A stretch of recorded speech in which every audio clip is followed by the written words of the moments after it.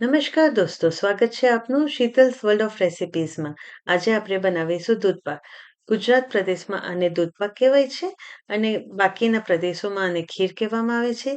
દૂધપાકમાં ચોખાની માત્રા થોડી ઓછી હોય છે અને ખીરમાં થોડે વધારે માત્રામાં ચોખા લેવામાં આવે છે. બાકી બંનેની બનાવવાની રીત એક સરખી છે.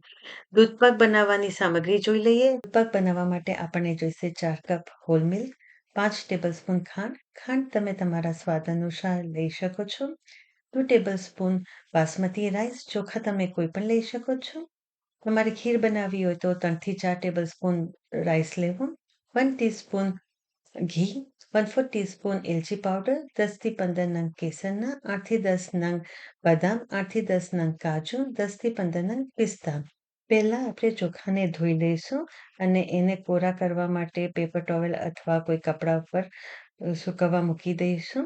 દૂધપાક અથવા ખીર બનાવવી હોય તો હંમેશા જાડા તરિયાવાળું વાસણ લેવું અને તમારી પાસે જો નોનસ્ટિક વાસણ હોય તો એ લેવું, જેથી આપણો દૂધપાક છૂટી નહીં જાય. હવે આપણે 1 ટીસ્પૂન ઘી લઈશું અને એમાં ધીમા તાપે આપણે ચોખાને સાતરવાના છે 3 થી 4 મિનિટ માટે. પણ ધ્યાન રાખવું કે આપણે ગોલ્ડન કલરના નથી કરવાનું, એકદમ લાઇટલી સોતે કરવાના છે. આ સૌથી અગત્યનું સ્ટેપ છે. ઘીમાં બાસમતી રાઈસ જ્યારે આપણે સાતરીએ છીએ ત્યારે દૂધપાકની અંદર એટલો સ્વાદિષ્ટ સ્વાદ આવી જાય છે. અને બીજું એ કે આપણા વાસણમાં ઘીનું કોટિંગ થઈ જાય છે, જેથી આપણું દૂધ બળતું નથી અથવા ચોખા ચોટતા નથી. હવે આપણે ચોખાને એક ડીશમાં ઠંડા કરવા મૂકીશું. એ જ તપેલીમાં આપણે 4 કપ દૂધ મૂકવું અને મીડિયમ ટુ લો ફ્લેમની વચ્ચે આપણે દૂધ મૂકીશું ગરમ કરવા માટે. દૂધમાં ઉબળો આવી જાય પછી જ આપણે એની અંદર ચોખાને ઉમેરવાનું છે. આપણે ગરમ દૂધ લઈશું 2 ટેબલસ્પૂન જેટલું આશરે અને એમાં 10 થી 15 નંગ કેસરના મૂકીને સાઈડમાં મૂકી રાખીશું.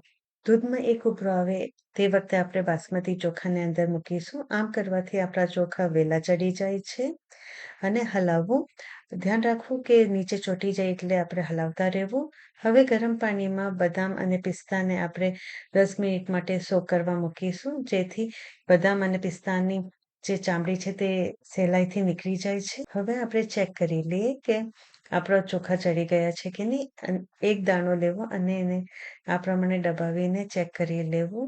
આપણા ચોખા ચડી ગયા છે. આ સમયે આપણે ડ્રાયફ્રૂટ્સ અંદર ઉમેરીશું. કાજુ, બદામ અને પિસ્તાની કતરણ અંદર ઉમેરીશું અને ખાંડ પણ આ જ સમયે ઉમેરવાની છે. ખાંડમાંથી થોડું પાણી છૂટશે એ ધ્યાનમાં રાખવું.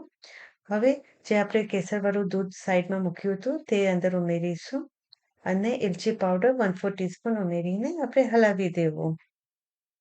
ફ્રેન્ડ્સ, આપણું દૂધપાક તૈયાર થઈ ગયો છે. હવે એને સ્ટવ પરથી કાઢીને એક વાડકામાં ઠંડુ કરવા માટે મૂકી દઈશું અને 1 થી 2 મિનિટ માટે વચ્ચે હલાવવું. મોઢામાં પાણી આવી ગયું ને, તો તમે આ દૂધપાક ગરમ પણ ખાઈ શકો છો અને ફ્રીજમાં ઠંડુ કર્યા બાદ પણ તમે એની મજા માણી શકો છો.